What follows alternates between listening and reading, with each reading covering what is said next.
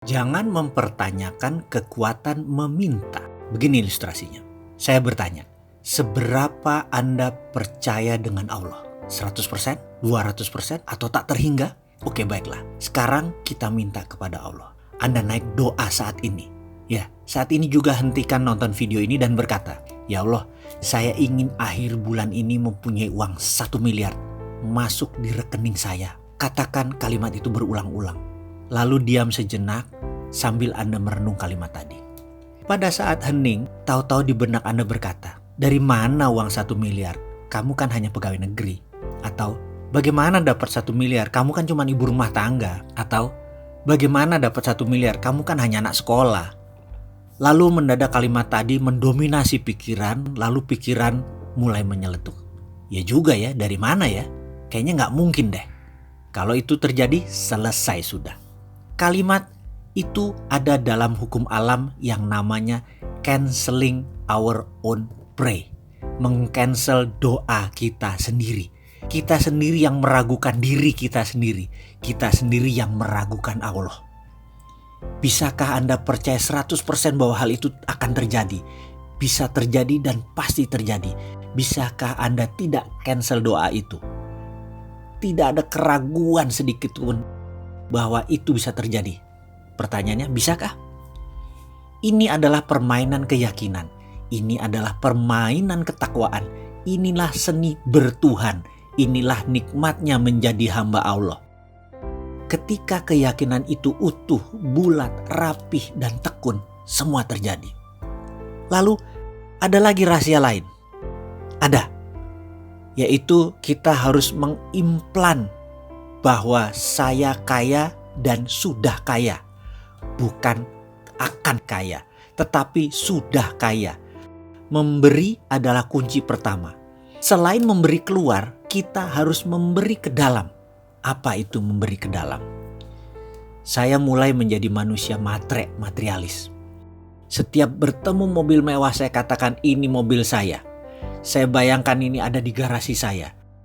Rumah mewah saya akan bilang ini rumah saya. Lihat hotel mewah saya bilang ini hotel saya. Kemudian saya putuskan untuk berangkat berdua bersama istri untuk menikmati apa yang orang kaya lakukan. Dengan 100% uang di tangan saya buang semua. Karena saya tahu pasti baliknya utuh dan bertambah.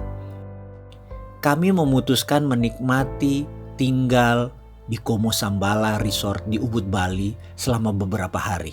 Menikmati satu malam berharga puluhan juta tarifnya. Dan saya tidak peduli.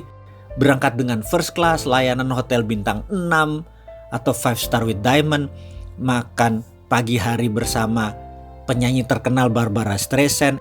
Esok malam dinner dengan Sting, penyanyi The Police yang sudah berminggu-minggu nginap di Como Sambala.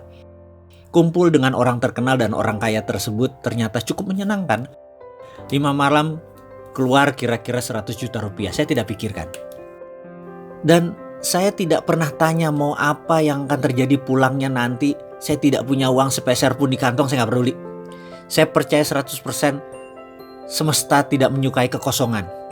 Pasti kantong saya diisi lagi. PD saya pol. Saya percaya pada sistem Allah tersebut 100%. Pulangnya, setiap hari di depan kaca saya berkata pada diri saya sendiri berulang-ulang sambil menunjuk bayangan cermin saya tersebut. Kamu makhluk Allah terbaik. Ribuan kali saya ucapkan sambil tersenyum dan terus pumping semangat, menyemangati diri sendiri. Tak lupa setelah melakukan sholat fardu, di ujungnya saya selalu ngayal dengan meresapi nikmatnya tinggal di hotel bintang 5 resort, naik kapal first class, dan seluruh kemewahan duniawi. Dan saya tidak cancel apapun. Nikmati saja karena semua sudah terjadi dan saya yang punya itu semua. Receh di kantong dan setiap saat tangan di atas. Itu yang saya lakukan setiap hari. Dan apa yang terjadi? Ketika Kamisan di bulan berikutnya, pertemuan bulanan tersebut, yang biasanya ada 5-7 orang, ternyata waktu itu 20 orang atau 30 orang hadir semua. Semua yang hadir adalah kenalan saya yang sudah lebih dari 15 tahun. Desimal rekeningnya ada yang 11, ada yang 12. Saya hari itu enteng sekali. Saya hari itu kocaknya setengah mampus. Padahal saya bukan clown. Saya bukan komedian. Melucu itu bukan darah saya. Tapi yang jelas hari itu mereka tertawa terpingkal-pingkal. selama beberapa jam. Lucu sekali dan saling timpal jok-jok lucu. Saya pun sampai rumah mungkin sekitar jam 11-an. Padahal pertemuan itu sehabis maghrib. Di pertemuan-pertemuan sebelumnya jam 8 saya udah di rumah.